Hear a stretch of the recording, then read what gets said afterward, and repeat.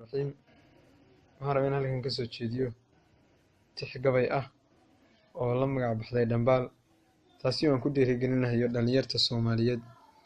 waxaana ku bilaabanaysaa sida tan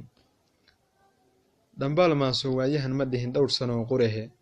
waxay dhoohay mooyee qalbigu way dhig leeyahay balaandaho dhambaalkaygu waa dhaadanaan jiray dhalinyaradu waa dhabar bulshada dhumucyadoodii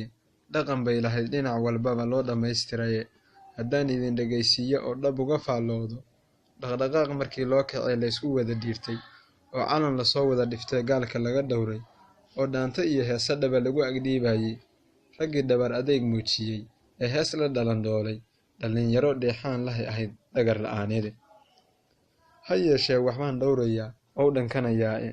kuwa dhooban maantaan rabaa inaan dhibeeyaa dhimir iyo dhufaan bay qabaan cudurrada dheer inaan dhayo ayaan u dhuuqsanahay dhowr xabo haraya bal dhageyso aniga murtida ku daraandhirin afartaas dhambaalkan diray iyo gabayo dhuuxood leh maasooyin dheeraada iyo dhaxalgalkiisii dheh afar kalena waan dhihi rabaa dhinaca suugaanta balaadhaho dhambaalkaygu waa dhaadanaan jiray warmahmahyo dhabaha jirta oo dhaqanka sheegaysa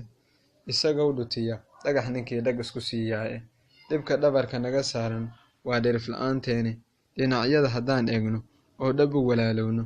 oo aan isdhaarsano kufrigu naguma dhiirteeni